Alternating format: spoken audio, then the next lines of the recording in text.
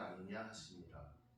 그러나 기드온이 그에게 대답하되 오 주여 내가 무엇으로 이스라엘을 구원하리이까. 보소서 나의 집은 므낫세 중에 극히 약하고 나는 내 아버지 집에서 가장 작은 자이다 하니 여호와께서 그에게 이르시되 내가 반드시 너와 함께하리니 내가 미디안 사람 치기를 한 사람을 치듯 하리라 하시니라.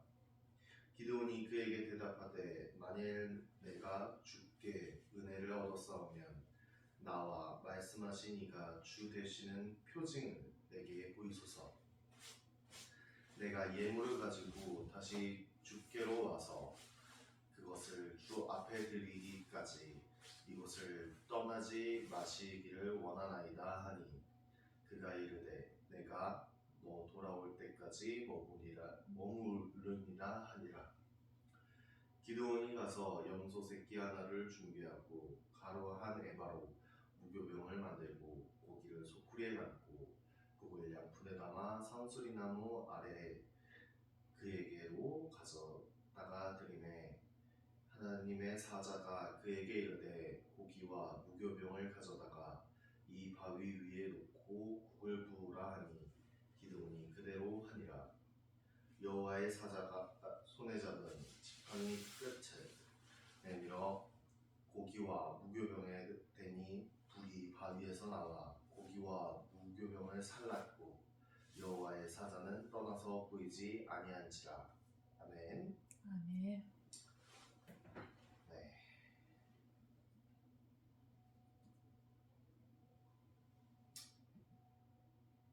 오늘의 주제 세 번의 구절입니다. 기드온의 이야기죠. 본인의 이야기 아닙니까? 제 이름이 뭔지 아십니까? 기드온. 제 이름이 뭔지 아십니까? 네. 제 이름도 기드온이에요. 네. 그렇습니다. 성경에서 기드온이 처음 등장했을 때 그는 용사가 아니었습니다. 네. 그는 미디안 사람들을 두려워하여 포도주 틀에서 몰래 밀을 타작하고 있는 상황입니다.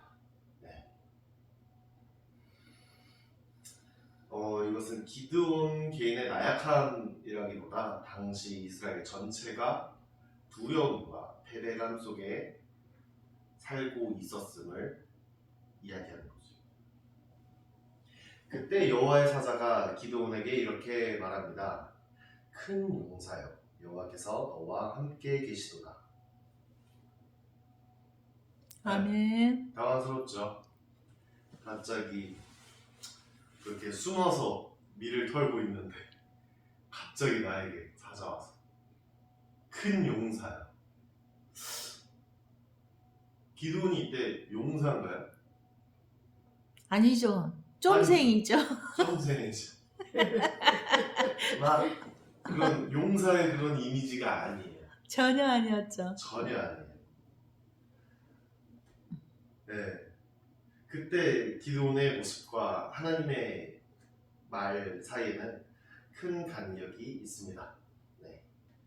그러나 중요한 것은 하나님은 현재 모습이 아니라 하나님의 함께 하심으로 될 미래를 보고 부르신다는 것입니다. 아멘. 아멘. 여호와의 사자가 그렇게 나타나서 이야기를 하는데 기드온이 그렇게 말합니다. 저는 우리 집에서 가장 약하고 가장 작은 자입니다. 하지만 하나님은 조건을 바꾸지 않으셨습니다. 대신 약속을 해주셨습니다. 내가 아멘. 반드시 너와 함께 하리라. 아멘. 기드온의 사역의 핵심은 능력이 아니라 동행이었습니다. 아멘. 네. 이제 살다 보면은 우리도 부족하고 준비가 되지 않았다라고 이야기할 때가 많아요. 특히 제가 되게 완벽주의자적 성격인데 되게 게을러서 준비가 덜 됐다고, 준비가 되지 않았다고 계속 미루거든요. 네. 그때 하나님은 그래도 내가 너와 함께한다 아멘. 라고 말씀하시며 하나님과 함께 그 길을 나아가야 됩니다. 우리도. 아멘. 네. 그때 기도는 첫 번째 부정을 합니다. 큰 용사야, 여호와께서 너와 함께 계시도다 라고 했을 때 기도원의 대답은 믿음의 고백이 아니라 현실의 항변이었습니다. 여호와께서 우리와 함께 계시면 왜 이런 일이 우리에게 생긴 겁니까? 왜 우리 조상들이 조상 때부터 지금 나까지 이렇게 고통을 받고 있습니까? 기도는 하나님의 말씀보다 자신이 보고 느끼는 상황을 더 신뢰하고 있었습니다. 첫 번째 부정은 말씀보다 현실을 더 크게 보는 부정입니다.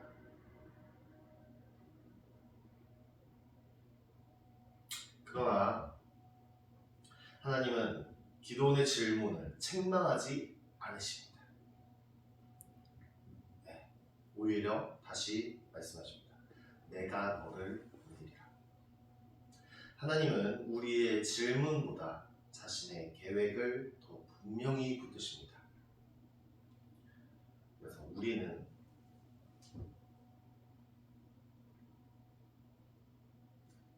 하나님의 계획을 따라갈 준비가 되어 있어요. 그리고 두 번째 부정은 증거를 보여달라 말합니다. 기도는 말합니다. 주께서 나와 말씀하신 증거를 내게 보이소서. 그는 재물을 가져오고 여호와의 사자가 불로 그것을 사르는 것을 보여주십니다. 이것은 단순한 불신이 아니라 믿고 싶지만 확신하지 못하는 마음의 표현이었습니다. 이해되시나요? 또 신소영 목사님은 처음부터 믿음이 좀 대단했던 걸로 알아가지고 이 느낌을 잘 모를 것 같아요. 믿고 싶은데 확신하지 못하는 마음. 아니죠. 저도 계속 과정을 거쳐와서 지금 오늘에 이른 거죠. 아, 그런가요? 그럼요. 역시 제가 생각하는 것보다 훨씬 윗단계에 계신 분인 것 같습니다.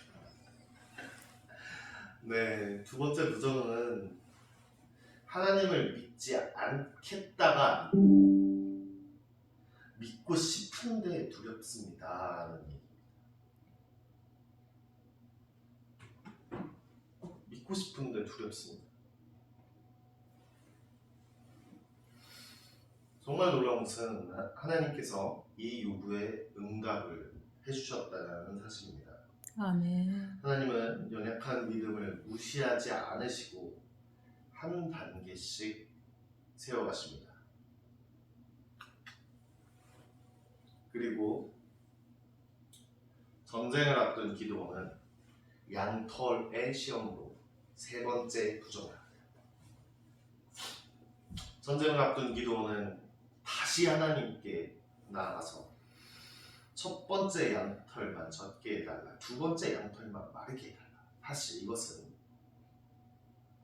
같은 시험을 두 번 반복한 것입니다. 기도원 스스로도 말합니다. 주여 내게 노하지 마옵소서. 내가 다시 한 번만 말하겠나이다.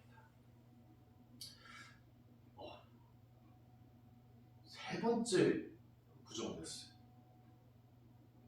이미 두 번이나 증명을 하셨는데. 세 번째 부정은 사명의 무게 앞에서 흔들리는 믿음입니다. 전쟁하는 앞에. 그러나 하나님은 화내지 않으십니다. 침묵하지도 않으십니다. 그가 요청한 두 번 모두 응답하여 주십니다. 아멘. 이는 하나님이 우리의 확신보다 우리를 쓰시려는 뜻이 더 크기 때문입니다. 기도원의 세 번의 부정은 이렇게 정리할 수 있습니다. 현실 때문에 말씀을 의심했고, 확신이 없어 표징을 구했고, 사명이 두려워 반복해서 확인을 요청했습니다. 그러나 하나님은 단 한 번도 그만해라, 야, 너는 안 되겠다, 너는 못 쓰겠다 라고 말씀하시지 않으십니다. 오히려 하나님은 기다리시고 설명하시고 보여주시면서 결국 순종의 자리로 이끄십니다. 아멘. 그래서 기드온은 하나님의 도우심으로 전쟁에서 큰 승리를 경험합니다. 그러나 기드온은 사사기 8장을 보면은 그는 에봇을 만들어 백성이 그것을 우상처럼 섬기게 하는 실수를 합니다. 이게 굉장히 중요한 부분인데, 시작도 중요하지만 끝까지 하나님을 붙드는 것이 더 중요하다는 이야기입니다. 아멘.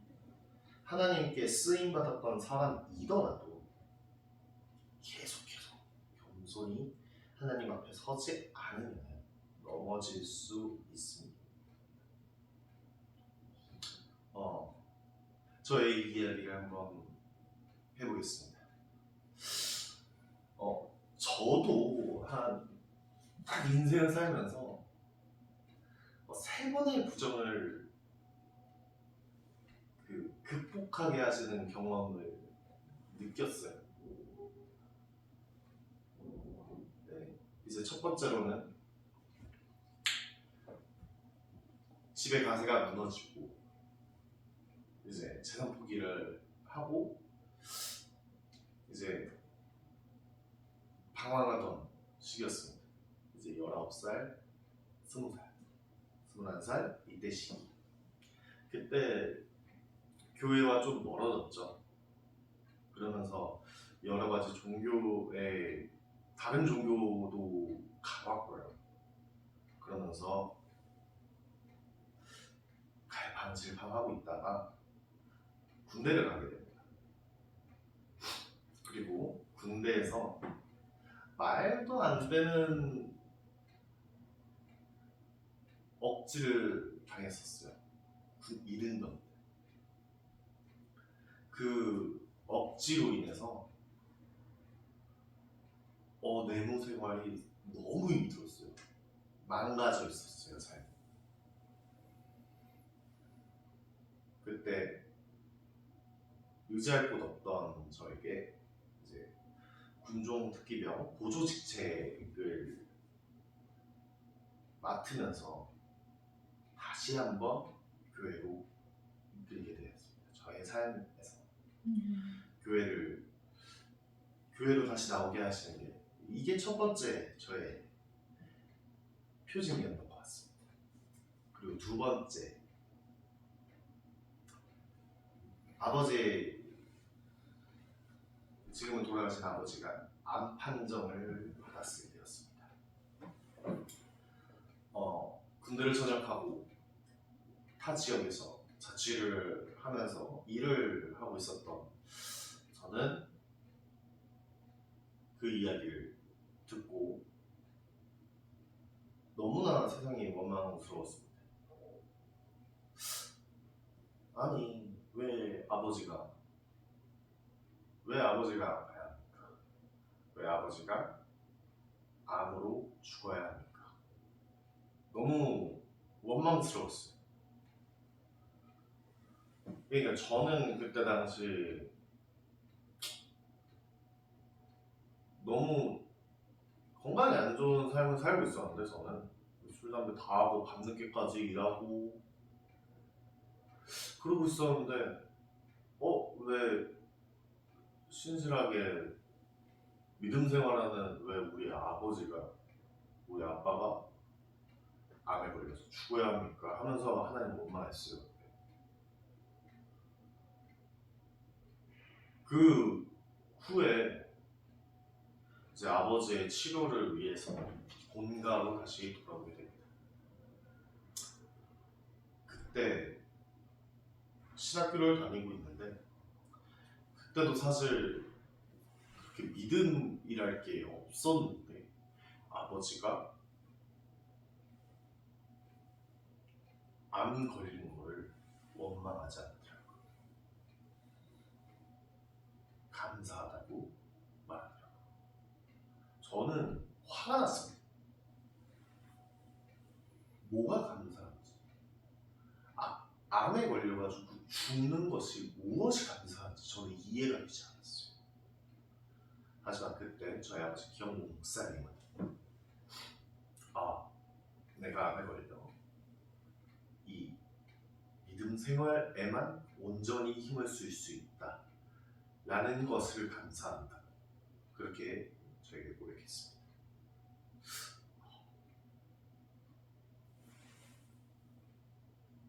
정말 말이 안 되는 사랑이었던 것 같아요. 그때 이제 신학교를 다니고 다시 하나님을 만날 수 있는 두 번째 표징이 되었습니다. 그리고 세 번째 경험은 대학교 졸업 후 이제 아버지가 돌아가시고 사회에 나가 혼자서 살고 있을 때였습니다. 그러던 와중 준비하던 사업 계획은 망가지고 대출빚도 조그맣게 생겼어요. 그리고 이제 완전히 정신이 나가서 거의 폐인처럼 살고 있었습니다. 정말 폐인이었어요. 몇 개월 되지 않습니다. 그 이야기가. 그리고 그때 저희 어머니 시수연 목사님이 저에게 교회에서 설교를 하는 게 어떻게 했냐고 말씀을 하셨고, 물론 그때 당시에는 시수연 목사님이 이 교회를 비워야 된다 라는 조건으로 이렇게 어떻게 설교를 좀 준비해서 하겠냐라고 말씀하셨지만 그렇게 되지 않았지만, 그렇게 지금 이렇게 설교를 하고 있죠.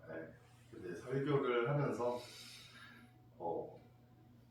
설교를 하는 것보다 더 큰 삶의 변화가 있었어요. 설교를 준비하는 과정에서 저의 하루가, 저의 일주일이 달라지게 되었습니다. 하나님을 생각해야 되고 하나님 이 설교를 이야기를 어떻게 할까라는 그 고민으로 하루를 살아가면 너무 감사한 마음, 하나님이 나와 함께 하신다라는 자연스러운 생각을 하게 되었습니다. 그렇게 저는 세 번의 망가지는 상황에서 세 번 다 하나님께서 저와 함께 해주셨습니다. 아멘. 그것을